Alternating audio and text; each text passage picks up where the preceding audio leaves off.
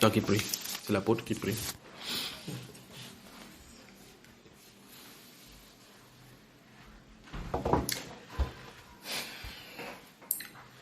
Tant de Père, merci encore parce que tu nous as réunis à cette maison au nom de Jésus-Christ. Père, nous te disons merci, merci infiniment parce que toi, tu connais ce qui est bien pour nous et que ta parole nous fortifie, nous enseigne, nous corrige. Seigneur, nous nous soumettons à toi et que seule ta parole nous édifie au nom de Jésus-Christ. Amen. Amen. Toute question biblique a une réponse biblique. Oui, frère, j'ai une question profonde qui concerne l'Église, parce que tu avais commencé à donner des pistes, après tu t'es arrêté, c'était dans un enseignement. Lorsqu'il y a des situations dans l'Église, et qu'il y a les conducteurs qui peuvent remarquer des situations, des cas et des cas, puisque les gens diffèrent, c'est-à-dire que chacun a son cas. Et on essaie de ramener ça à l'écriture, on essaie de ramener à la parole de Dieu. Alors, que dois-je faire? Comment... à quel niveau est-ce qu'on peut mettre quelqu'un, comme on dit souvent dans les religions, derrière les bancs? C'est-à-dire que jusqu'à ce qu'il règle la situation avec le Seigneur, jusqu'à ce qu'il soit en étroite collaboration avec le Seigneur, jusqu'à ce qu'il demande pardon. Oui. Quelles sont les différentes étapes? Comment? Parce qu'il y a... Il y a peut-être la façon de parler, ça c'est la première question, quelles sont les différentes étapes. Maintenant, s'il y a un aîné, parce que l'aîné qui est en âge, qui, malgré qu'il n'a pas peut-être totalement la connaissance, mais il peut aussi avoir la connaissance, parce qu'il y a deux choses, celui qui est ignorant et celui qui n'a pas la connaissance. Oui, comment les gérer? Comment les gérer? Parce que quand c'est un enfant, ou quand c'est même ton propre enfant, tu peux... et peut-être corriger à la maison, mais quand c'est un aîné dans l'assemblée, comment gérer? Maintenant aussi, quand c'est celui qui est moins âgé dans l'assemblée, qui est ignorant, ou soit qui a la connaissance, qui connaît déjà la chose, mais il pose les mêmes actes que soit l'aîné a aussi posé. Donc, les différentes sanctions qui peuvent en découler dans l'assemblée. Parce qu'il ne faudrait pas que on pose les actions avec la chair. Parce qu'il y a une affinité telle, ou parce qu'on est proche de tel, ou parce qu'on mange le macaron avec tel, ou parce qu'on mange la viande de tel, ou peut-être parce qu'on est proche de tel. Quelles sont véritablement, quelle est l'attitude des conducteurs vis-à-vis de ces situations qui risquent de gangréner comment on appelle ça, l'assemblée, parce qu'il est écrit qu'un peu de levain fait lever toute la pâte. Donc, peut-être par exemple, il y a des gens qu'on tolère, c'est-à-dire qu'on parle, et la personne n'assimile pas rapidement. Ce qu'on sait souvent fait, qu'on parle, la personne n'assimile pas rapidement. La personne perdue dans ce qu'elle fait. Je donne un exemple simple. Si quelqu'un qui connaît la parole de Dieu, un aîné, et qu'il s'engage à prendre une étrangère, une fille d'Égypte, il est parti manger le poisson. Une fille du monde. Une fille du monde. Oui. Il est parti prendre cette femme. Maintenant, et pas même doter la porte, c'est-à-dire que faire les présentations, c'est-à-dire que toquer la porte. Maintenant, et quand il part comme ça, le constat est fait. Il n'appelle pas les frères, il ne fait pas connaissance aux frères. Maintenant, il vient dire ça, plaquer ça à l'assemblée. Oui. Et dans son esprit, c'est quoi? C'est qu'il aimerait qu'on accepte cette condition ainsi. Constat fait, cette jeune-là, cette femme-là est une fille de moi, je vois rétrograder et qui ne veut même pas venir là où il y a son mari. Disons les choses telles qu'elles sont. Oui. Donc, comment on appelle ça? Lui-même connaissait sa situation, étant donné que lui-même avait d'abord une charge, c'est-à-dire qu'il avait une femme et les enfants. Maintenant, ça s'est gâté de ce côté-là, près de 4. Il peut encore chercher une autre étrangère, c'est-à-dire que païenne, avec 4 enfants. Et maintenant, quand les situations s'enchaînent, c'est-à-dire que lui-même, il constate que ça ne va pas, c'est-à-dire qu'il va de dégringolade à dégringolade, c'est-à-dire de fossé en fossé, parce que lui-même, il reconnaît que c'est comme s'il a la main pesante de Dieu sur lui. Alors, toutes les charges, il soumet ça à l'assemblée. Mais au fur et à mesure, les conducteurs, il faut que nous le rappelions que cette situation-ci n'est pas bien. Là où tu es parti, ce n'est pas bien. Arrête cette relation-là. Arrête ça. Parce que ça, ce n'est pas bien. Et même, comment on appelle ça? On leur fait comprendre que ce n'est pas ta femme. En un mot. Mais bon, il persiste là-dedans. pour lui, il est déjà fait. Il a déjà fait. C'est comme ça qu'il conçoit la chose qu'il a déjà fait. Donc, on amène l'Assemblée à accepter ces choses, ces conditions-là. Alors, au fur et à mesure qu'on avance, ça c'est un pas. Le deuxième pas maintenant, c'est qu'on se rend compte que en dehors même de ça, celui qui connaît même, qui a encore la connaissance, il peut accompagner quelqu'un chez un marabout. C'est-à-dire que quoi? Voilà ce qui se passe. Il y a un seul qui le voit nu dans la vision et vient dévoiler ça dans l'assemblée. Il l'a vu nu, il est en train de souffrir. Il a dit que oui, il reconnaît que ça ne va pas. Depuis qu'il s'est allié avec... il a fait alliance avec cette femme étrangère. Alors, il dit encore que la fois dernière, il allait accompagner une personne chez le marabout, mais lui, il n'est pas entré, il est resté dehors. C'est-à-dire qu'on lui dit, il connaît l'endroit, il est parti, il a pris le taxi, il est parti accompagner la personne. Donc, au fur et à mesure qu'on avance, au fur et à mesure d'entrer dans une spirale c'est-à-dire que les choses se compliquent au fur et à mesure.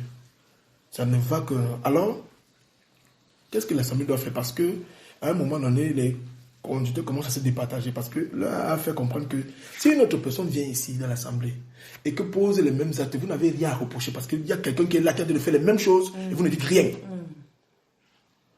Alors, la fois dernière, je crois, il y a un enseignement qu'on avait fait ici. J'étais là avec le frère William. Et quand le Seigneur m'avait saisi, je lui ai dit ce qu'il a fait. Ce qui s'est passé dans son foyer. Il a de souffrir.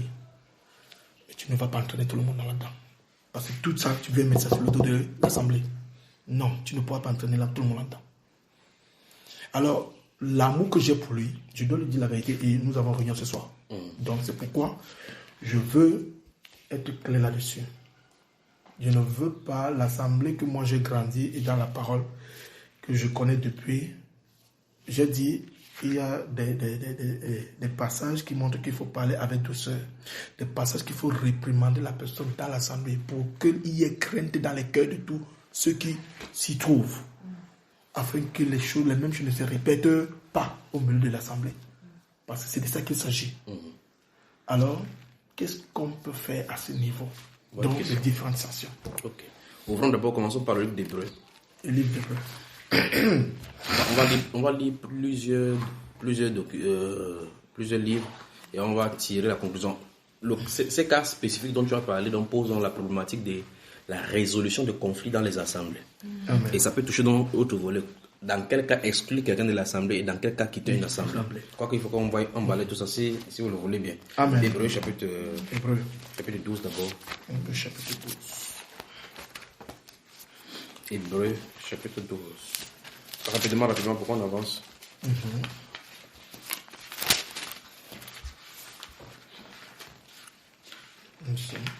On y va? Ok. Verset 15 et 16. Qu'est-ce que ça dit? Veillez à ce que nul ne se prive de la grâce de Dieu, à ce qu'aucune racine d'amertume, poussant des rejetons, ne produise du trouble, et que plusieurs n'en soient infectés. À ce qu'il n'y ait ni impudique, ni profane, comme Ésaü qui, pour un mai, vendit son droit de naissance. Voilà. Verset 17 dit, vous savez que plus tard, voulant obtenir la bénédiction, il fut rejeté, quoi qu'il a sollicité avec l'âme, car son repentir ne put avoir aucun effet. Prenons le cas d'Ésaü. On dit clairement qu'on veille à ce qu'il n'y ait pas quelqu'un comme Ésaü qui, pour un mai, vendu son droit de naissance. C'est-à-dire pour une situation de difficulté, a vendu son droit de naissance. Et on l'appelle profane. Quelqu'un qui est profane, c'est quelqu'un qui ne connaît pas le sacré.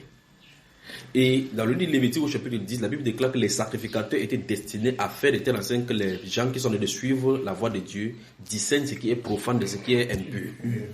Donc, quand on parle de profaner quelque chose, c'est les choses qui sont sacrées pour Dieu et dont les gens peuvent manipuler.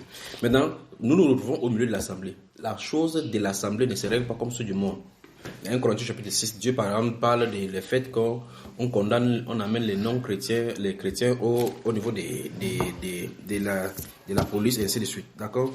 Donc ici, la Bible déclare donc qu'on veille d'abord à ce que nul ne se prive de la grâce de Dieu et à cause qu'aucune racine d'amertume poussant des rejetons.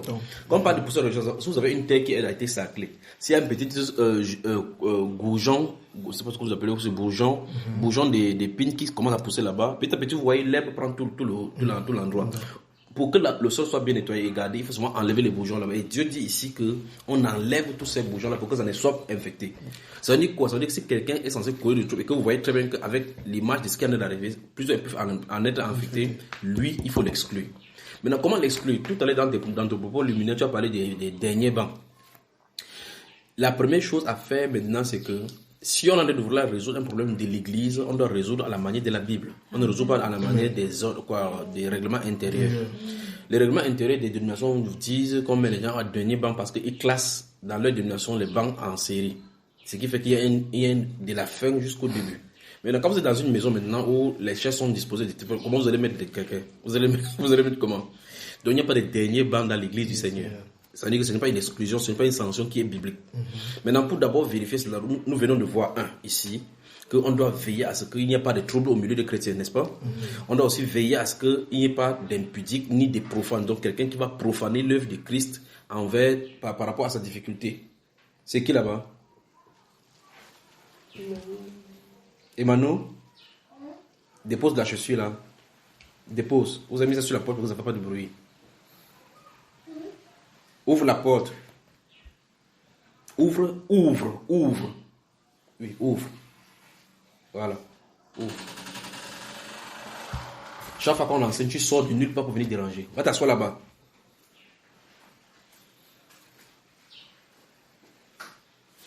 Non, mets-la plutôt là-bas. Mets-la plutôt au coin, au cas où ça amène que ça ne fait pas ce bruit-là. Voilà, c'est bon là-bas, c'est bon.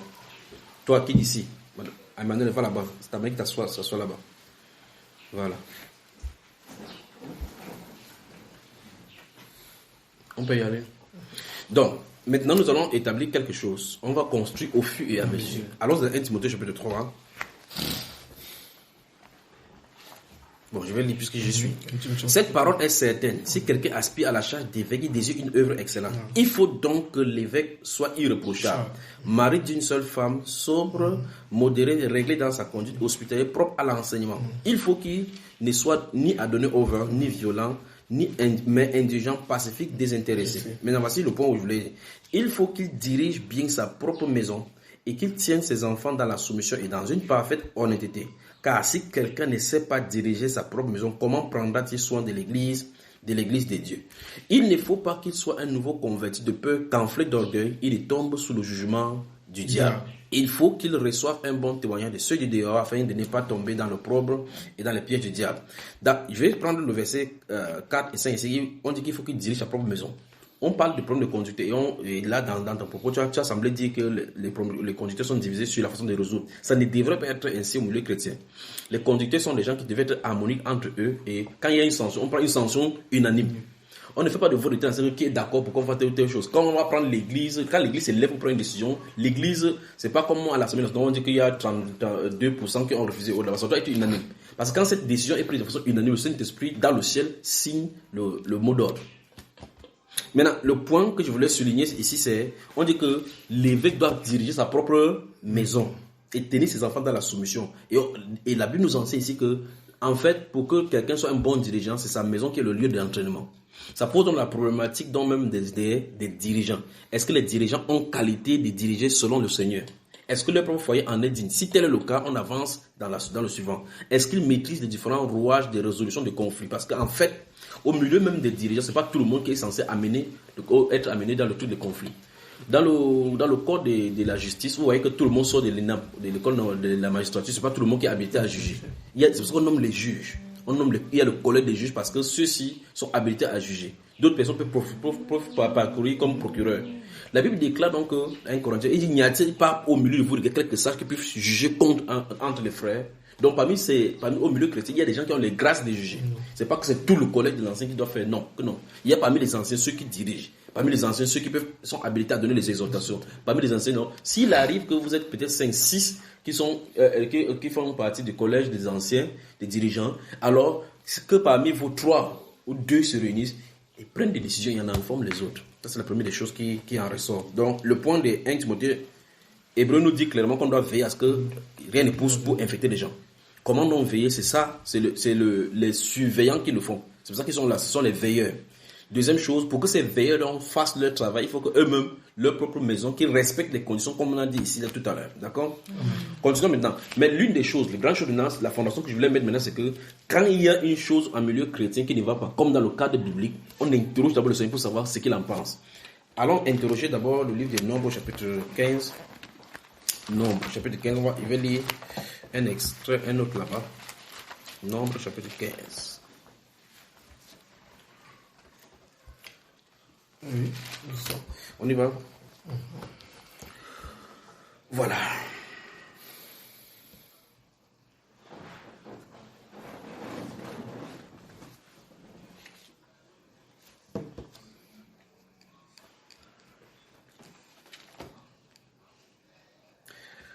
Nous sommes au chapitre 15 des Nombres. Je vais lire à partir du verset 32. Nombre, chapitre 15. Je voulais prendre un exemple dans ce livre pour qu'on puisse avancer maintenant. Dans le verset 32, enfin, dans ce nombre, il est question d'un homme. Lisons de toute façon. Comme les enfants d'Israël étaient dans le désert, on trouva un homme qui ramassait du bois le jour du sabbat. Ceux qui l'avaient trouvé ramassant du bois l'amenaient à Moïse, à Aaron et à toute l'assemblée. On le mit en prison car ce qu'on devait lui faire n'avait pas été déclaré. Vous voyez qu'on ne peut pas condamner quelqu'un. Le point, c'est que nous allons toucher, merci Père, merci Seigneur. Le point que nous allons toucher ici maintenant, c'est pour régler un problème en milieu chrétien. Ceci va résoudre un problème en milieu chrétien, pour définitivement. Et ça va corriger beaucoup de choses. On a trouvé cet homme, il y a les lois, précédemment il y a les lois sur le sabbat, sur l'Exode, Lévitique, il y a des lois que Dieu a communiquées. Mais ce cas particulier n'avait pas été communiqué. Ok, on prend quelqu'un qui ramasse le bois, qu'est-ce qu'on en fait? Tu ne peux pas condamner quelqu'un sans une loi. Il faut qu'il y ait une loi qui condamne explicite un acte. Même dans la loi naturelle des êtres humains sur la terre, c'est-à-dire la loi séculière, c'est dit clairement qu'une peine ne peut pas être appliquée tant qu'il n'y a pas de condamnation. C'est pour ça qu'il y a des textes qu'on appelle le code pénal. Si par exemple je vole un téléphone et qu'il n'y a rien qui est écrit quand on vole le téléphone, condamnation, le juge ne peut pas prononcer. C'est parce qu'il y a une condamnation sur le téléphone que s'il vole le téléphone, on va ouvrir l'article qui est relatif à cela. C'est pas ça qu'on se comprend. Oui. Si quelqu'un, comme le numéro se souhaite ou bien quelqu'un marche, normalement les filles qui marchent avec les dos nus et haut là-bas, le ventre là-bas, la loi les condamne parce qu'on peut parler de proxénétisme. Vous comprenez cela? Donc ça veut dire qu'elle marche maintenant pour toucher les mœurs des enfants. Donc on peut le connaître parce qu'il y a un article qui le dit. Il y a un article qui interdit la prostitution. Ça veut dire qu'on attrape quelqu'un qui a en effet la prostitution. On connaît les zones de prostitution à Douala. Ça veut dire que ceux qui y vont, les gens qui vont la nuit, vous appelez Carrefour, j'ai raté ma vie, Carrefour F, et ainsi de suite. Quand Carrefour 3 bordel. Si on va là-bas, on attrape quelqu'un là-bas, on doit le connaître parce que la loi dit. C'est parce que c'est écrit qu'on peut amener quelqu'un devant là-bas. Mais là, si ce n'était pas écrit, comment au monde tu vas condamner quelqu'un? Donc, pour le cas d'espèce, pour ce qui est de la Bible, on voit clairement que voici un homme, pendant qu'il était dans le désert, le sabbat est arrivé, on a vu quelqu'un, il est parti chercher ce bois, on ne sait pas qu'est-ce qui l'a motivé. Mais le Saint-Esprit nous fait montrer clairement beaucoup de choses ici, c'est que lorsqu'une loi est violée, il faut qu'il y ait une loi pour condamner cette violation.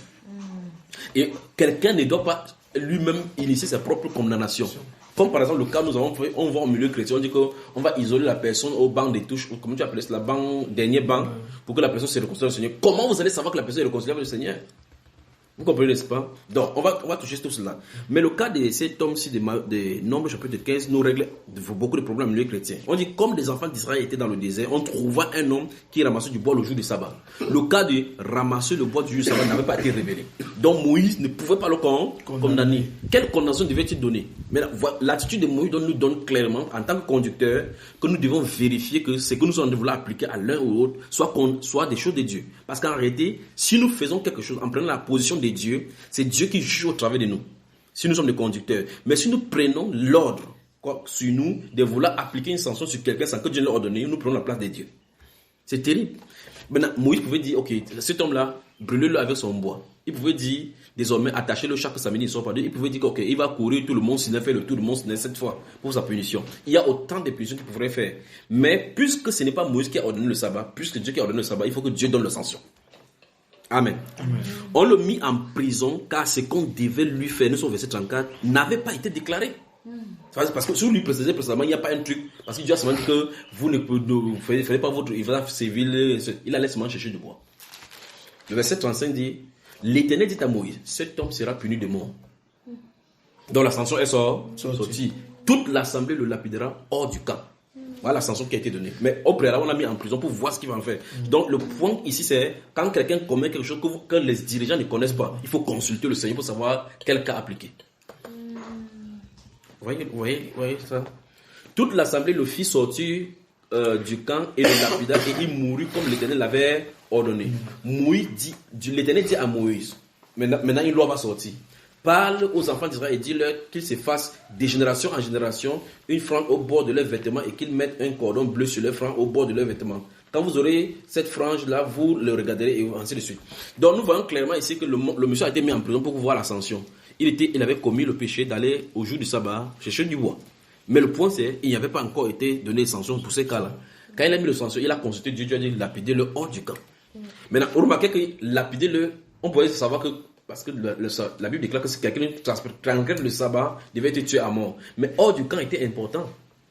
Tu vois, parce que s'il voulait lapider en disant que, ok, on prend tes sanctions pour appliquer pour son cas, il pouvait lapider dans le camp en faisant pécher encore toute l'assemblée en voulant oublier la loi.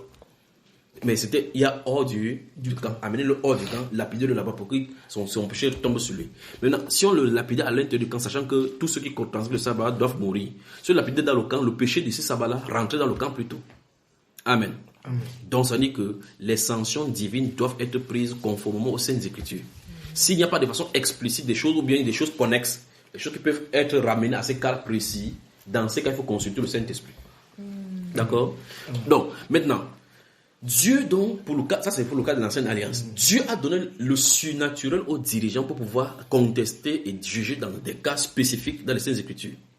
Ça, c'est l'une des grandes révélations de la Nouvelle Alliance ici. C'est-à-dire, les dirigeants qui coordonnent l'Église du Seigneur sont habilités par le Saint-Esprit à prononcer des sanctions divines directement sans besoin d'aller prier pour garder quelqu'un en prison. Lisons Matthieu chapitre 18.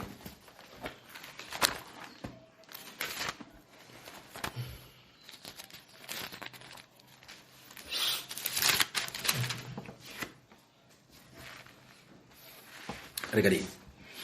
Verset 15 et suivant, regardez. Vous y êtes? Nous y sommes. Bonjour à Douala. Bonjour frère Junior. Vous faites comme si vous dormiez comme ça là. Si ton frère a péché, nous sommes au verset 15 du chapitre 18. Ouais. Si ton frère a péché, va et reprends-le entre toi et lui seul. C'est la première règle chrétienne. Si ton frère a péché, mais qu'est-ce que nous voyons aujourd'hui? Quand quelqu'un voit que son frère a péché, première chose, il passe sur YouTube pour dénoncer. Voici la première règle. Donc tu peux vouloir faire quelque chose à part zèle, mais tu fais en péchant toi-même. Gardons l'esprit, après ici on va aller dans Galates chapitre 6. Si ton frère a péché, va et reprends-le entre toi et lui seul. S'il t'écoute, tu as gagné ton frère. Mais s'il ne t'écoute pas, prends avec toi une ou deux personnes afin que toute l'affaire se règle sur la déclaration de 2 ou de 3 témoins. Maintenant, s'il refuse de les écouter, dis-le à l'église. Et s'il refuse aussi d'écouter l'église, qu'il soit pour toi, comme un païen et un publicain. Donc maintenant, d'après ce que le Seigneur a de parler ici, il est question maintenant de quelqu'un qui pêche contre toi. Ce n'est pas contre Dieu. Parce que si quelqu'un pêche contre Dieu, c'est Dieu seul qui doit le juger. Ça ne veut pas dire que tu vois quelqu'un qui a péché là, tu te dis non, tu as péché. Viens, on en parle. Ça n'a rien à voir. Ici, on parle d'un conflit entre, ça veut dire que ce conflit, c'est des conseils. Si ton frère a péché contre, donc normalement c'est contre toi, va et reprends-le. Si il dit que c'est entre toi et toi, s'il t'écoute, parce que normalement c'est lié avec le, quand le Seigneur va finir, il va mettre la relation avec le serviteur impitoyable, celui qui n'a pas voulu pardonner son frère parce qu'il lui devait des dettes. D'accord? Donc ça montre clairement que c'est le péché entre toi et lui. Voilà. Donc maintenant il dit s'il refuse de les écouter, ça veut dire que l'Église a l'autorité. Donc il y a l'autorité dans la résolution de conflits. Lorsque le cadre est le péché contre autrui, ça va autorité après autorité, degré après degré. Voici le premier degré. Premier degré de résolution. J'ai un problème avec cette soeur-ci. Je vais vers elle, je parle doucement par rapport à cela. Tu m'as fait tellement mal. Si elle m'écoute, on règle le problème. On règle le problème. Dès qu'on quitte ici, personne ne saura jamais qu'on a eu des problèmes. Le problème est réglé. Devant Dieu, gloire à lui. Pas vrai? Amen. On dit si elle ne m'écoute pas pour que le problème ne soit pas réglé, on dit deuxième aspect. Donc, le deuxième niveau d'autorité. On dit, mais s'il ne t'écoute pas, c'est sur verset 16 maintenant. Oui. Prends avec toi une ou deux personnes. On a dit combien? Une ou deux personnes. Vous voyez que ce n'est pas un groupe ici là. Mais au milieu chrétien aujourd'hui, on voit que quand quelqu'un a un problème, Avant que vous ne sortiez d'ici, que la personne appelée à Bafoussam, l'autre appelé à Yaoundé, l'autre en France connaît des quoi, des questions, alors que c'est vous, vous avez eu un conflit ici. C'est mal à milieu chrétien. Maintenant, on dit, afin que toute l'affaire, cette affaire-là, dont le problème, tout ce problème se règle sur la déclaration de 2 ou de 3 témoins. Donc, ce soit 2 ou 3. On n'a pas dit 2, 3, 4, on n'a pas dit 5. On dit 2 ou 3. Donc, maximum c'est 3. Minimum c'est 2. Toute question biblique a une réponse biblique. Donc, quand ça soit 2 ou 3, on parle. Maintenant, prenons maintenant ces 2 ou 3 personnes qui sont assises là. Ça veut dire qu'ils doivent être revêtis de l'autorité spirituelle pour que, lorsque les choses qu'ils disent là-bas, pour que ça sorte sur la table, s'ils disent que désormais, c'est toi qui as et tu dois régler telle situation pour conflit, ça doit être fait. Parce que quand vous allez à la loi, dans le cadre de la loi, et que tu as causé du tort à autrui, tu dois réparer. Par exemple, si par exemple, quelqu'un a semé son maïs et que c'est ton animal ou ton animal de compagnie ou n'importe quoi qui a gâté le maïs et la personne porte plainte, là-bas on va demander réparation. On évalue ça à combien, on demande l'expertise. Peut-être si tu dis 30 millions, on dit vous devez verser 30 000 personnes pour réparation. Quand on dit cela, dès que c'est signé là, tu dois sortir pour le faire. Ça se comprend. Ça veut dire que pour le cas des chrétiens, si les gens qui sont ici devant en train de régler ce problème-ci, si c'est une sanction qu'on prend, la sanction doit être respectée. Si c'est le Seigneur Jésus, c'est lui qui en a parlé ici. Si c'est le Seigneur Jésus qui dit comme ça se pose que quand ces personnes se parlent, le ciel est là, les accompagnant sur les personnes qui ont été désignées pour cela. C'est ce qu'il en ressort. Parce qu'ils n'ont pas une loi écrite quelque part que aller résoudre tes problèmes avec telle loi, donner des sanctions comme le cas du monde. Pas vrai? Amen. Maintenant, on dit s'ils refusent de les écouter, gardez l'esprit ici, s'ils refusent de les écouter, c'est-à-dire que c'est 2 ou 3 personnes, dis-le à l'église. On n'a pas dit que ces 2 personnes-ci vont se plaindre à l'église. On a dit que c'est toujours toi qui portes la cause devant l'église. Oui. Parce qu'en réalité, toute sanction et toute pénal, même dans le cadre humain, encore une fois de plus, on ne peut poursuivre quelqu'un que lorsque le plaintif, celui qui se plaint, a porté plainte. C'est pour cela qu'on peut mettre là, ça engage donc le ministère public à poursuivre. Si on t'agresse, si tu restes tranquille, mais le policier va comme ça, tant que tu ne portes pas plainte, parce que tu peux dire, je ne porte pas plainte. Il y a des femmes qui ont été tapées par leur mari, on voit vraiment la violence, on voit les bulles de rouge qu'on a fait. Mais elle dit que non, je ne porte pas plainte. Vous ne portez pas plainte, le ministère public ne peut rien faire. Je pense que tu comprends. Donc, mais le point ici, c'est la personne qui est dans la situation qui doit porter plainte. Donc, c'est la personne qui doit porter devant l'église cette fois-ci. Et quand on va devant l'église, on va clairement maintenant devant la communauté.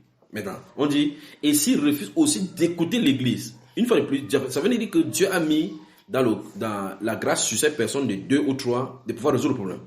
Cette fois-ci, il a encore donné la grâce aussi à l'église de pouvoir résoudre les problèmes entre les frères. Ça, c'est la résolution du conflit entre les frères. Pour le cas du péché. Maintenant, il dit qu'il soit pour toi comme un païen et un publicain. Prenons donc un cas d'espèce. Quelqu'un qui a déjà des conflits là et qu'il vient au milieu de l'église, on dit, mon cher frère, ce que tu dois faire, c'est que tu dois quitter cette femme parce que cette femme, ce n'est pas digne. C'est pas comme dans Deutéronome chapitre 8, on voit clairement là-bas que vous ne devez pas aller épouser les Égyptiens ou bien les gens de ce pays-là parce qu'ils vont entraîner à servir leur Dieu. C'est ce qui est dit, pas vrai? Ouais.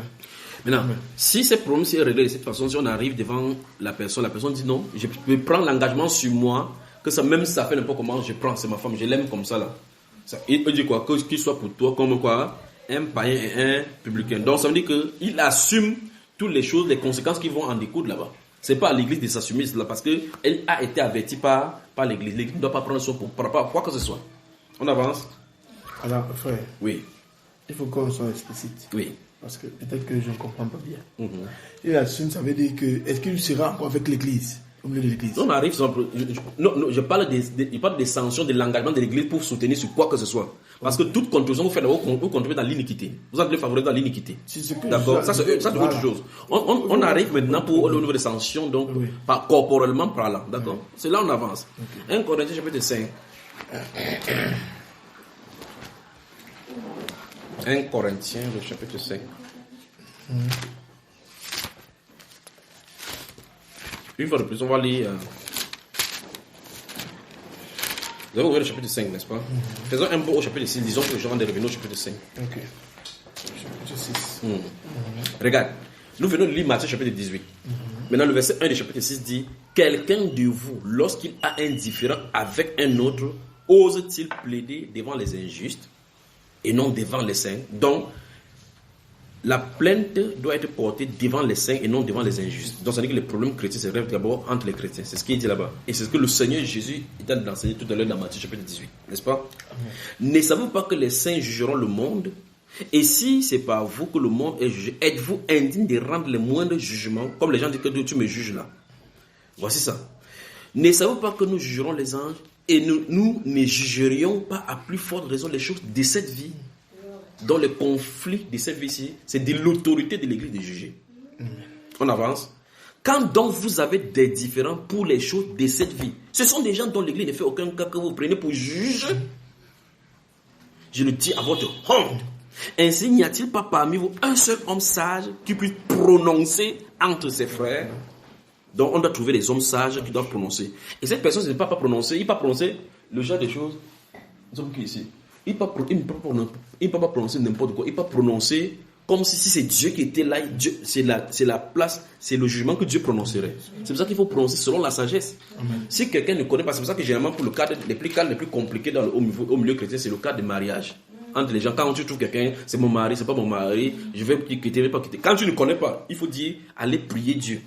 Et prier pour les personnes, Dieu les recommande, dire que Dieu les aide. Pour ne pas mettre la bouche quelque part, pour dire, c'est ta femme alors que c'est pas sa femme. Ou bien pour dire, ce n'est pas ta femme alors que c'est sa femme. C'est le plus grave des choses là-bas. Mais pour les autres conflits, les personnes qui sont loin de l'Esprit de Dieu peuvent résoudre ces conflits. Comme on en a dit, ainsi n'y a-t-il pas parmi vous un seul homme sage, l'homme sage, qui puisse prononcer entre ses frères? Donc, la résolution des conflits dans le milieu chrétien est une grâce. Mais un frère plaide contre un frère, et cela devant des infidèles. Le plus grave, c'est que ce soit devant les infidèles. Comme tu entends, on dit que les chrétiens sont disputés sur ce que les mondains sont sortis, que le pasteur a dit que l'autre a pris son argent pour aller faire le business, ça a échoué, ainsi de suite, que, et dit devant les infidèles. C'est déjà certes un défaut chez vous d'avoir des procès les uns avec les autres. Mais la réalité, c'est qu'on en trouve.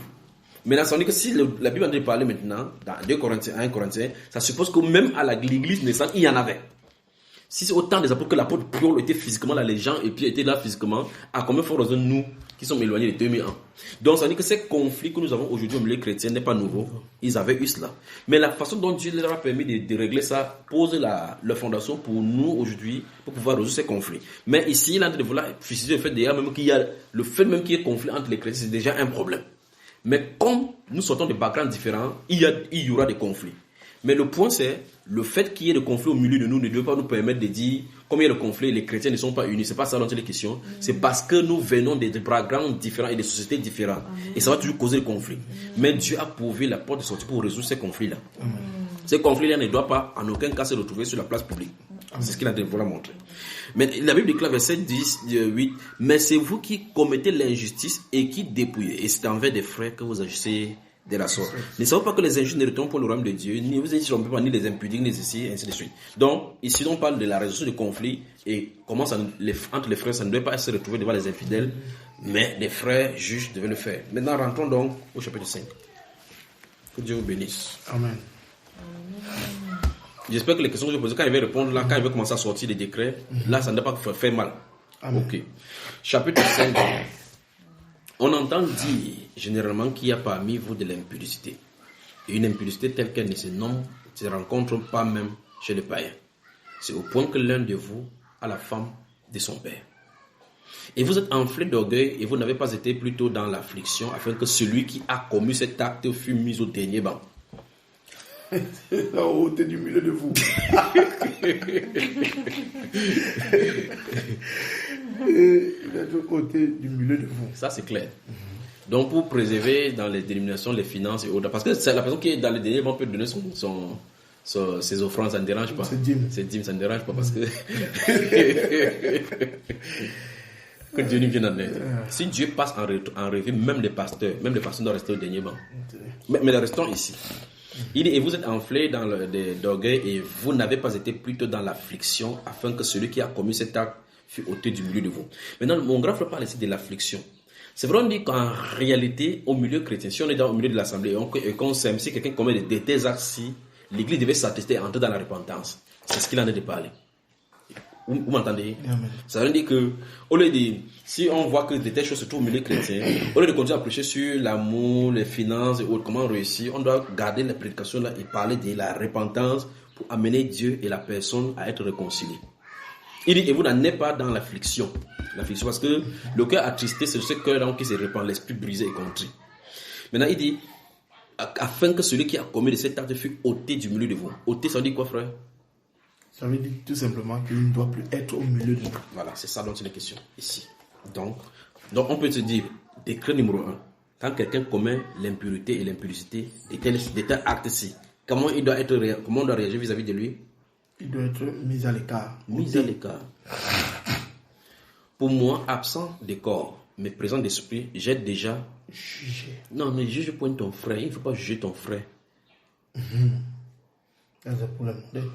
Mais ne juge pas ton frère, parce que Jésus a dit que ne jugez pas afin qu'on soit jugé.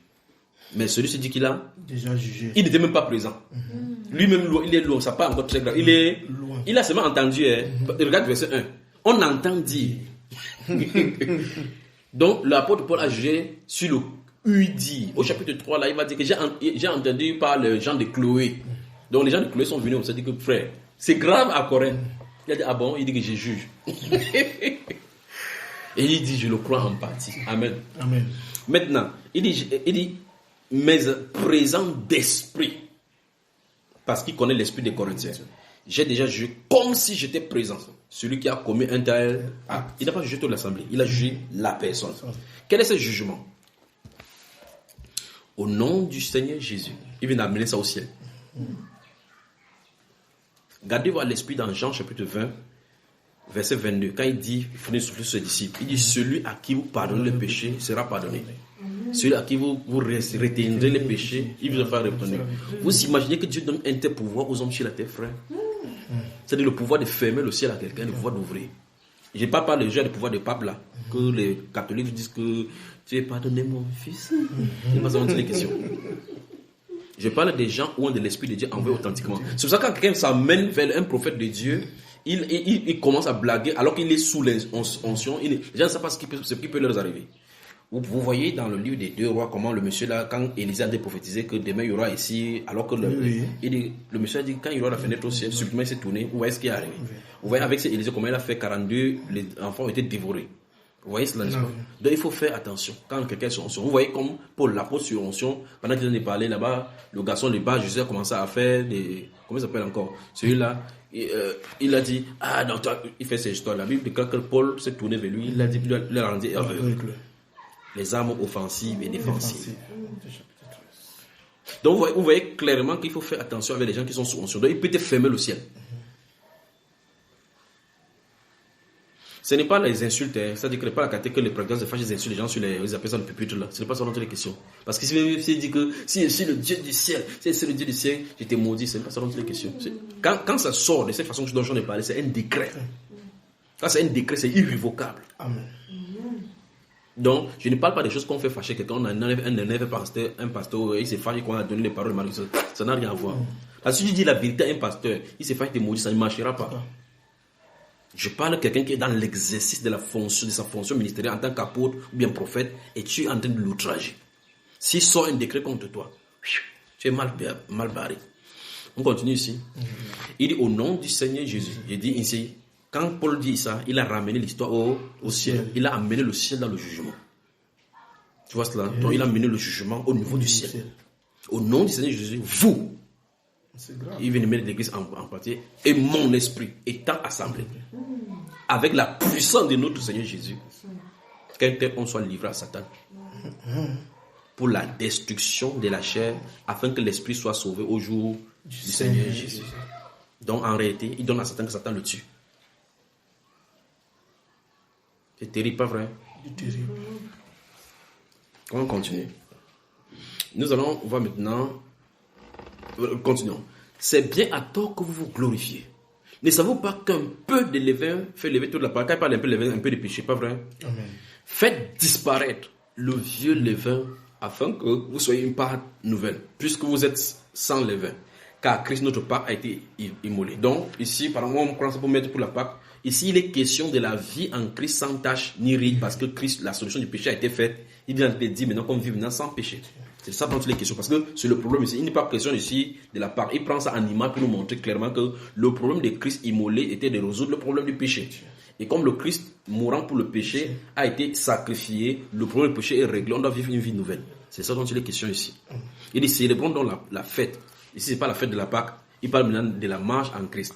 La fête, non avec du vieux levain, c'est-à-dire notre vieux système de façon de vivre. Non avec un levain de la malice, et de la méchanceté, mais avec le pain sans levain de la pureté et de la vérité. Donc la vie en Christ après la mort de Pâques, l'agneau pascal, c'est une vie de sainteté. Maintenant, verset 9, je vous ai écrit dans ma lettre de ne pas avoir des relations avec des impudiques. Les impudiques. Non pas d'une manière absolue avec les impudiques de ce monde, parce qu'en réalité, le monde est dans l'impudicité. Ou avec les idolâtres, non, ou avec les cupides. J'ai dit que je vais parler au impudique de ce monde, ou avec les cupides et les ravisseurs, ou avec les idolâtres. Autrement, il vous faudrait sortir du monde. Oh, c'est impossible que tu sortes du monde. Ça veut dire quoi? L'apôtre Paul vous l'a dit ici, que vous êtes entouré par des gens qui sont impudiques, cupides, et ainsi de suite. Vous êtes entouré dans le monde, parce que tu vas au marché. Quand la personne chez qui tu vas l'acheter est impudique. La personne qui te porte dans la voiture pour amener au marché est un adultère. La personne qui est ton voisin qui va venir construire ta maison, peut-être ton foyer, c'est un idolâtre, ainsi de suite. Donc on est en relation avec eux. Eux, ils n'ont pas de problème avec toi. Mais ce que l'apôtre Paul dit, il dit, maintenant, ce que je vous ai écrit, donc il faut que vous compreniez ce qu'il voulait dire. Je voulais dire que c'est de ne pas avoir des relations avec quelqu'un qui se nomme frère, est impudique, ou cupide, ou idolâtre, ou outrageux, ou ivrogne, ou ravisseur, de ne même pas manger avec un tel homme. Voilà la règle biblique du Nouveau Testament. Donc, il a parlé de l'exclusion. Oui, quand on dit caresser la l'exclusion de tel enseigne que tu ne dois même pas le visiter, même pour manger. C'est ce qui est écrit. Vous y êtes? Parce que dans le cadre que tu m'as expliqué, il semble qu'il y ait déjà eu des tentatives de médiation d'amener cette personne à l'ordre. Et la personne n'a pas voulu. Ça, c'est vraiment de la petitesse. J'ai déjà fait. On fait comment? Je demande pardon. Mais c'est toujours là. Alors, le livre de Néhémie, chapitre 6. Quand on demande, il y a la restitution. Non, tu ne peux pas dire que tu as volé la télévision, tu demandes pardon à Dieu. Mais tu ne restitues pas. Bon, donc la Bible déclare. Remarquons bien, voici le point. Dans l'ordre des choses qui sont données ici. Est-ce qu'elles sont même mariées? Donc, dans l'ordre des choses qui sont données ici, il y a 1, l'impudicité, 2, la cupidité, 3, l'idolâtrie, 4, l'outrage, 5, l'ivrognerie, 6, les ravisseurs. Donc, il y a 6 choses qui sont nommées ici qui donnent le droit d'exclusion. Et on dit clairement qu'on ne mange même pas cette personne ou bien avec cette personne-là. Pas vrai? Amen. C'est pas ça? Continuons. Qu'ai-je en effet à juger ceux du dehors? N'est-ce pas ceux du dedans que vous avez à juger? Pour ceux du dehors, Dieu les juge. Vous devez faire ôter les méchants du milieu de vous. Fin de citation. Amen. Donc la résolution de conflits en milieu chrétien est une chose. La sanctification et l'application de la sainte doctrine en milieu chrétien donnent le droit aux dirigeants de juger et de prendre des sanctions. Et la plus grande des sanctions au milieu chrétien parle de l'exclusion. C'est comme on vient de voir l'exclusion, c'est-à-dire que la séparation de la personne au milieu. Donc on peut donc dire maintenant, d'après les décrets bibliques, voici donc les cas où il faut exclure les gens de l'assemblée. 1. L'impudicité. 2. La cupidité. 3. L'idolâtrie. 5. Outrageux. 6. L'ivrognerie. Oui. Ravisseur. Donc les gens sont ça. Parce que là, il faut remarquer que si quelqu'un vit dans l'ivrognerie et que la personne souhaite sortir, c'est une chose. Si quelqu'un vit dans l'impudicité et souhaite sortir, c'est une chose. Parce qu'il y a quelqu'un qui vit, tu lui parles, il ne comprend, il ne veut même pas entendre. Mais d'autres personnes disent, frère, je suis captif. Et vous voyez que la personne vient me dire que frère, mon frère, même pas, mais c'est pas de telle chose. Parce que c'est quelqu'un pour qui l'église doit être frère. C'est là maintenant que nous nous trouvons dans Galates chapitre 6. Allons-y.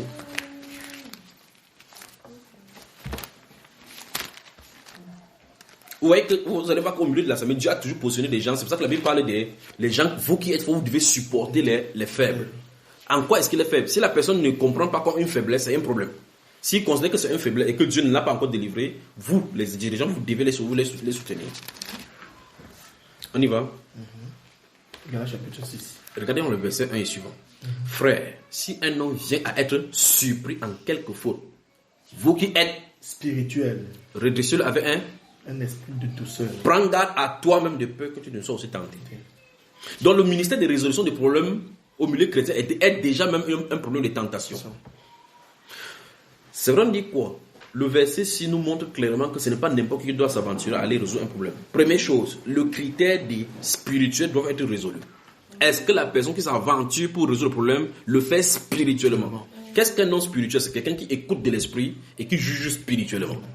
Si tel n'est pas le cas, il faut enlever ta bouche dedans. Amen. Verset 2. Portez les fardeaux les uns des autres et vous accomplirez ainsi la loi de Christ. Maintenant, verset 3. Si quelqu'un pense être quelque chose, quoi qu'il ne soit rien, il s'abuse lui-même. Que chacun examine ses propres œuvres et alors il aura du sujet de se glorifier pour lui seul et non par rapport à autrui. Car chacun portera son propre fardeau. Verset 6. Je crois que c'est bon là maintenant. Alors, verset 7 nous dit ici, parce qu'on va toucher maintenant, on a touché l'autre aussi. Verset 7. Ne vous y trompez pas, on ne se moque pas de Dieu. C'est qu'un homme aura semé, le moissonneur aussi. Celui qui sème pour sa chair, moissonneur de sa chair, de la chair, la corruption. Et celui qui sème pour l'esprit, moissonneur de l'esprit, la vie éternelle. Ne nous lassons pas de faire le bien, car nous moissonnerons autant qu'on ne nous relâchons pas. Mais le chapitre 6, verset 1 à 5 nous dit clairement ceci. La résolution du conflit est faite par des hommes spirituels. 2. Quand bien même la personne sera coupable d'une faute, quand on l'a supplie, il faut que tu aies l'indulgence de pouvoir prier et porter ses fardeaux. Donc, il faut comprendre la condition humaine dans laquelle il se trouve. Le Seigneur Jésus-Christ l'a fait. La Bible déclare que nous avons un souverain sacrificateur qui ne peut pas qui compatit à nos faiblesses. Parce qu'il a été dans la chair, il sait ce que cette chair a fait. Il a été tenté lui-même sans commettre le péché. Donc, il peut donc soutenir ceux qui viennent à lui par rapport à toutes ces choses-là qui s'approchent du trône de grâce pour obtenir miséricorde.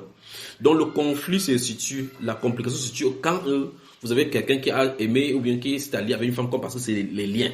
Qui s'est allié dans ces choses-là et que parce que la puissance sexuelle est, pour se séparer de la puissance sexuelle, c'est pas évident parce que le goût que ça procure et les plaisirs que ça procure est très grave. Voici quelqu'un qui s'allie maintenant dans un lien d'impurité parce que c'est la femme de quelqu'un, lui-même il a une femme, il doit se séparer de cette femme. Donc voici la censure de l'église. Soit tu te sépares de cette femme, ou bien tu ne viens plus ici. Fin de citation. Voilà la censure de l'église. Amen. Donc ça veut dire que quoi? Toi tu vas te joindre avec tes frères, tu dis voici ce que j'ai constaté le frère Junior, il a dit.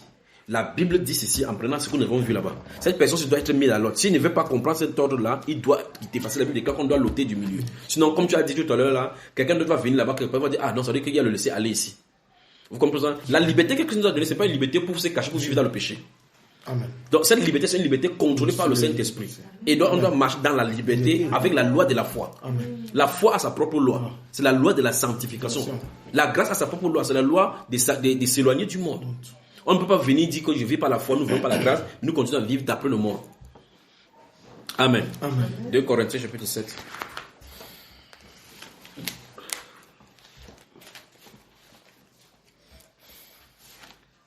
– 2 Corinthiens chapitre 7. Vous y êtes. Regardez. Il veut la partie verset 1 encore. Ayant donc de telles promesses, la promesse faite plus haut au chapitre 6 que Dieu a fait que nous devons être ses enfants et autres. Ayant donc de telles promesses, bien-aimés, purifions-nous de toute souillure de la chair et de l'esprit en achevant notre sanctification dans la crainte de Dieu. Donnez-nous une place dans vos cœurs. Nous n'avons fait tort à personne. Nous n'avons ruiné personne. Nous n'avons tiré profit de personne. Les prédicateurs d'aujourd'hui, ils peuvent lire ça comme ça, ils vont sauter ça rapidement. Pas vrai? Ce n'est pas pour vous condamner que je parle de la sorte, car j'ai déjà dit que vous êtes dans nos cœurs à la vie et à la mort. J'ai une grande confiance en vous. J'ai tout sujet de me glorifier de vous. Je suis rempli de consolation, je suis comblé de joie au milieu de toutes nos tribulations. Car depuis notre arrivée en Macédoine, notre chair n'eut aucun repos. Nous étions affligés de toute manière, lutte au dehors, crainte au dedans. Mais Dieu, qui console ceux qui sont abattus, nous a consolés par l'arrivée de Tite. Et non seulement par son arrivée, mais encore par... Écoutons là où on est en train d'arriver.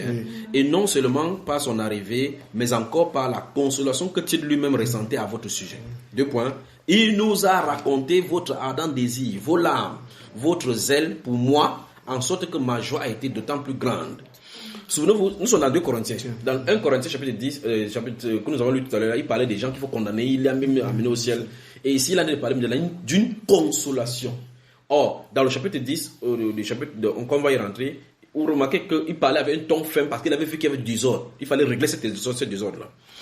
Quoique je vous... Regardez bien, écoutez le verset 8. Quoique je vous ai attesté par ma lettre. Donc il parle de la première lettre. Voilà. Je ne m'en répands pas. Tu vois cela? Parce qu'il y a un moment, il faut être autoritaire pour le bien de quelqu'un. Il y a des gens, tu prends des sanctions, comme par exemple nous étions au Gabon et que le frère André dit, le frère Junior a écrit que sorcier. Notre bien-aimé frère, quand elle a dit sorcier, qu'est-ce qui se passe? Souvent, je prends le téléphone de mon épouse, comme c'est le numéro qui est sur Internet, c'est ça. Je prends le numéro, je suis en feuilleté. Je feuillette. Je laisse l'esprit parler à quelqu'un. Ça, vous comprenez. Je fais de WhatsApp, il descend. Quand le Saint-Esprit me dit, arrête-toi ici, j'arrête. Je mets mon doigt, le Saint-Esprit écrit ce qu'il veut écrire. Lui, il a la photo, c'est de la Bible, mais je me rends compte que le Saint-Esprit écrit, pourquoi ne mettre pas les images pornographiques aussi? Sorcier. Mais c'est dur, mais c'est pas moi. C'est l'Esprit qui a de parler que le but c'est, je suis en train de voir. Tu présentes la piété dehors, à l'intérieur c'est la pourriture. Tu vois cela? Mais cette parole-là va le tirer au point où, c'est ça qui montre que c'est la parole du Seigneur. Donc le Seigneur te dit, je te vois. Ce que tu as de fait, je te vois. Amen. Comme les gens ont la parole de la piété, mais à l'intérieur, c'est autre chose. Maintenant, l'apôtre Paul dit ici, quoique je vous ai attristé par ma lettre, je ne m'en répands pas. C'est que cette tristesse-là, même si vous avez été triste, en tout cas, il va dire tout à l'heure que c'est la tristesse selon Dieu produit la repentance dont on ne se repent. On ne sait pas se comprendre.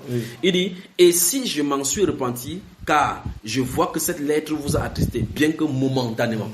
Vous voyez, je me réjouis à cette heure, non de ce que vous avez été attristé, mais de ce que votre tristesse vous a porté à la repentance. Amen. Donc, même si vous excluez quelqu'un, et vous dites, parce qu'en fait, nous avons vu en amont qu'il faut ôter le méchant. Dans le livre d'Éphésiens, Hébreux, nous avons commencé. Et puis déclare que veillez à ce que ces choses-là ne poussent pas d'amertume et que plusieurs en soient infectés. Donc, si quelqu'un vient et que ça commence à faire une contagion par dégénérescence, vous allez arriver au niveau de nous où vous allez écrire même 7 Corinthiens. Vous comprenez? Donc, qu'est-ce que vous faites? Il faut couper. Donc, mieux un pas pour que les autres en soient préservés. Un peu comme par exemple, vous voyez, par exemple, il y a une contagion sur les pieds ou bien sur le doigt. On voit que non, il faut amputer ici pour que ça ne continue pas à pourrir. D'accord? Donc, l'apôtre Paul montre clairement ici que ce qu'il faut, c'est, si la personne est attristée, ça va produire la repentance. Si la personne est pour le Seigneur et que Dieu donne la grâce, il va revenir. Amen. Et quand il va revenir, il va produire, chaque moment où le couper, il va remarquer que des deux choses l'une. Soit Satan le récupère et finit avec sa chair comme l'apôtre Paul l'a fait. Soit il produit la repentance, il revient maintenant, il commence à vivre selon la repentance. Voilà les deux alternatives. Il meurt selon la chair. C'est ce que la Bible nous enseigne.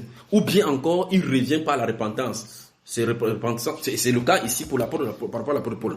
Il dit, votre tristesse vous a porté à la repentance. Donc le but qu'un serviteur de Dieu porte un jugement sur quelqu'un, c'est pas pour le condamner à mort. C'est pour le pousser à revoir sa vie dans la crainte du Seigneur.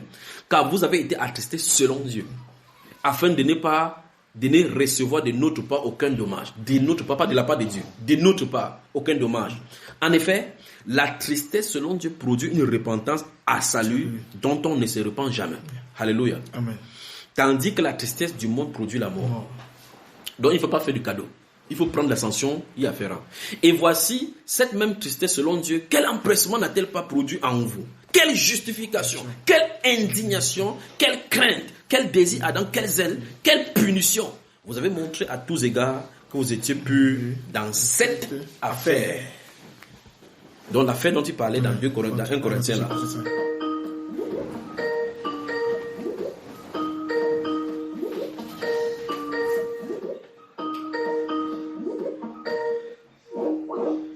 Baisse le volume là-bas. On est en train d'enseigner, c'est les gens ne font qu'appeler. Oh. Bon, donc, l'apôtre Paul ici a parlé de cette affaire-là. Donc, la façon dont il parle ici montre clairement que certaines choses se passaient au milieu de l'assemblée n'en était pas au courant. Mais puisqu'on entend dire, ce sont des choses qui s'est mouchardées, mais au milieu de l'assemblée, les gens ne connaissaient pas. Comme il a mis ça au vu en écrivant l'école, on a dit, mais qui a fait cela? L'indignation. Scandale. Dans l'ancienne alliance, les gens déchiraient les vêtements. Vous comprenez cela? Donc, quand il a fait ça, les gens disent que ne suis plus de votre sang. L'assemblée s'est repentie. Et on dit que la personne là sont repenties. Regardons ce qui se passe par la suite ici. Regardez.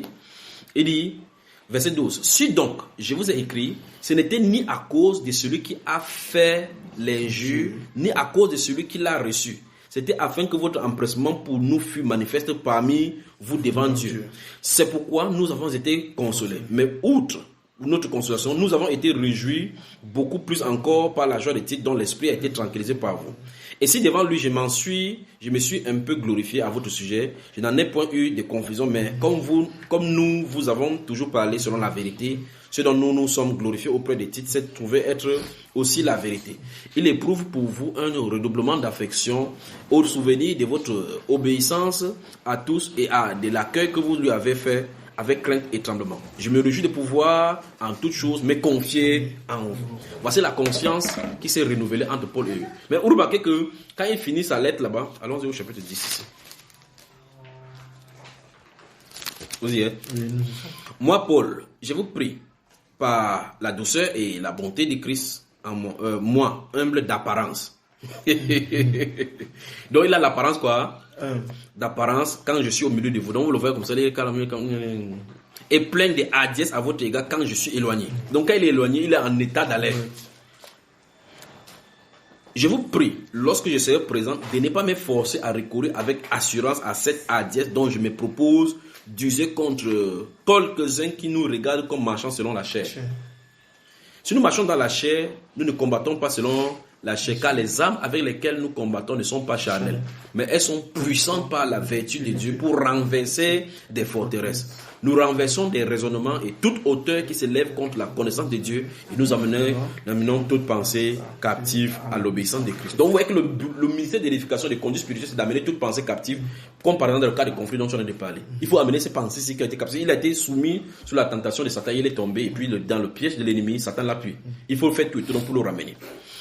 Puis la Bible déclare, nous sommes prêts aussi, écoutez bien, nous sommes prêts aussi à punir toute désobéissance. Qui a parlé là? Le Saint-Esprit. Nous sommes aussi prêts à punir toute désobéissance lorsque votre obéissance soit complète. Non, c'est pas lorsque il doit être là-bas. C'est jusqu'à ce que votre obéissance soit complète. Non, c'est pas lorsque qui est là-bas, qui doit être là-bas. C'est jusqu'à ce que votre obéissance soit complète. Ça veut dire que ils doivent travailler dans l'esprit que les gens vivent dans l'obéissance jusqu'à ce que tous ceux qui ont été désobéissance capitulent. On y va. Et il faut regarder à l'apparence. Si quelqu'un se persuade qu'il est de Christ, qu'il se dise bien en lui-même que comme il est de Christ, nous aussi, nous sommes de Christ. Et quand même, je me glorifie un peu trop de l'autorité que le Seigneur nous a donnée pour votre édification et non pour votre destruction. Je ne saurais en avoir honte, afin que je ne paraisse pas vouloir vous intimider par mes lettres. Donc en fait, quand vous lisez sa lettre, vous avez l'impression que vous l'intimidez effectivement. Mais qui a de parler en réalité dans la lettre? C'est le Saint-Esprit. Vous voyez? Car dit-on, ces lettres sont sévères et fortes. Tu es dur. Cette parole est dure, qui peut l'écouter. Mais présent en personne, il est faible et sa parole est méprisable. Que celui qui parle de la sorte considère que tel que nous sommes en parole dans nos lettres étant absents, tel aussi nous sommes dans nos âmes étant présents. Ça veut dire qu'il est prêt à dire la même chose devant la face que toi, je te livre à Satan. Amen. Amen. Donc, la résolution de conflits en milieu chrétien s'est fait. Il faut observer les actes que les gens ont posés. Et regarder les Saintes Écritures, la norme se trouve dans 1 Corinthiens chapitre 5, comme on a vu là. Mais avant, la communication entre les dirigeants doit être démise. Les dirigeants eux-mêmes doivent être en règle pour pouvoir prononcer ce jugement. Tu ne peux pas décider de prononcer ce jugement contre quelqu'un contre qui tu en as de faire. C'est que ces mêmes jugements, tu en as de prononcer sur toi. Ça, c'est un. Et deux, en prononçant le jugement, on ne prononce pas le jugement avec sentiment. On prononce le jugement selon la sagesse. Si le jugement est prononcé, et si quelqu'un maintenant, par exemple, écoutez-moi bien, je prends un exemple simple. On dit, ne mangez même pas avec lui. Et que quelqu'un qui est au milieu de vous, après que le jugement a été prononcé, va chez lui pour manger, vous prononcez le jugement contre cette même personne. Vous avez compris? Voilà. Quand le prophète Élisée a refusé de prendre l'argent de la lèpre qui était à Naaman, remarquez bien quand Élisée, comment il s'appelle, Géasi allait par derrière prendre, le jugement a été prononcé, le jugement de la lèpre est tombé sur lui et sa génération. Donc il faut faire attention. Donc on ne peut pas aimer quelqu'un plus que Dieu. On doit veiller et couvrir une multitude de péchés. Mais couvrir un péché ne veut pas dire qu'on va tolérer le péché dans notre milieu. Ce n'est pas cela notre question. Il dit bien, couvrir un péché n'est pas tolérer le péché. On se comprend? Car le péché, on doit traiter le péché comme Dieu traite le péché. Parce que Dieu ne tolère pas le péché pour ses enfants. Et donc il faut traiter le péché comme Dieu considère cela. S'il faut éliminer la personne du milieu, qu'est-ce qu'on élimine pour que le péché ne contamine pas le milieu? Pour que le milieu soit saint. D'accord? Amen. Que Dieu te bénisse. Amen. Maintenant, deuxième chose maintenant, c'est pour ceux qui créent, ouvre maintenant le Romains au chapitre 15, pour ceux qui créent les problèmes au milieu de l'assemblée, les troubles et autres. Voici comment il faut les sanctionner. Parce que l'autre là, c'est des péchés. Le péché, clairement, que la personne commet dans son quotidien. Comment? Romains chapitre 15. Il ne doit pas mourir, donc patient, d'accord, on a défini. Allons-y, verset 16. Verset 16. Grâce que Dieu m'a fait d'être ministre de Jésus-Christ parmi les païens, m'acquittant du divin service de l'évangile, de Dieu, afin que les païens lui soient une offrande agréable, Oui. étant sanctifiés par l'Esprit Saint. Oui. Verset 16. Verset 17. J'ai donc sujet de me glorifier en Jésus-Christ Oui. pour ce qui regarde les choses de Dieu. Car je n'oserais mentionner aucune chose que Christ n'ait pas faite par moi pour amener les païens à l'obéissance. Donc, tu vois pourquoi, ayant donc fait ce ministère, c'est tout ce contrôle qu'il a fait dans les prisons, dans les gueules, ceci, il se rend compte que pendant qu'il a défini à s'aimer comme ça, les gens viennent s'aimer des bêtises là-dedans. C'est pour ça qu'il dit, dans une autre lettre, il va dire que ne me faites pas de la peine parce qu'il porte en lui, les marques de ce qui manque à la croix. Donc, ce qu'il a dit, c'est que quoi? C'est qu'il a fini par donner les païens comme une offrande à Christ. Et quand on parle de l'offrande, les offrandes de bonne odeur et agréable dans l'Ancien Alliance, c'était les offrandes qui étaient agréées de Dieu, choisies par lui. Donc, ça veut dire qu'il passe sélectionner ce que Dieu a voulu, il est présent. Ça veut dire qu'il a développé prendre les gens à témoin que vous ne devez pas faire quoi que ce soit avec ces païens-ci qu'il a présentés à Dieu et dont Dieu les a agréés. D'accord? Amen. Maintenant, allons-y, chapitre 16 maintenant. Chapitre 16. Oui. Lisons le verset 17. Je vous exhorte, frères, à prendre garde à ceux qui causent des divisions et des scandales, au préjudice de l'enseignement que vous avez reçu. Stoppons dans là-bas. Donc ici, il est question d'un autre style. Des personnes qui créent quoi? Qui créent des divisions et des scandales. Par rapport à quoi? Au préjudice de l'enseignement que vous avez reçu. Donc vous avez reçu des enseignements. Et quelqu'un de vouloir s'aimer des troubles avec les autres enseignements pour faire. Il dit, je vous prendre garde. Qu'est-ce qu'il dit? Qui cause des divisions et des scandales au préjudice de l'enseignement que vous avez reçu. Oui. Éloignez-vous d'eux. Oui. Car de tels hommes ne servent point Jésus-Christ, Oui. notre Seigneur, Mais ils servent mais leur propre ventre. Allons dans Tite. Ils sont là-bas. Parce qu'on a vu ici, scandale, division. Voilà. On y va. Oui. Verset 14. Tite chapitre 3. 3, verset 14. Il est écrit, il faut que les nôtres aussi apprennent à pratiquer de bonnes œuvres pour subsister aux besoins pressants, afin qu'ils ne soient pas sans produire des fruits. Tous ceux qui sont avec moi te saluent. On commence à partir du verset 8 maintenant. Là où il parle de la grâce de Dieu. Cette parole est certaine. Oui. Et je veux que tu affirmes ces choses, afin que ceux qui ont cru en Dieu s'appliquent à pratiquer de bonnes œuvres. Oui. Voilà ce qui est bon et utile aux hommes. Mais évite Écoute bien. Évite les discussions folles, oui. les généalogies, Oui. les querelles, Oui. les disputes relatives à la loi, Oui. car elles sont inutiles et vaines. Oui. Éloigne de toi après un premier et un second avertissement. Voilà. Celui qui provoque des divisions, Oui. sachant qu'un homme de cette espèce est perverti et qu'il pêche en se condamnant lui-même. Tu entends ça? Donc maintenant, ici, si on prend Romains chapitre 16, verset 17, et on met ensemble avec Tite chapitre 3, on voit très bien qu'il a amené quelque chose en harmonie. Il a dit que celui qui crée la division au milieu de vos présidents d'enseignement, on ne doit pas les chasser directement. Il doit avoir des avertissements. Et l'avertissement, c'est combien de fois?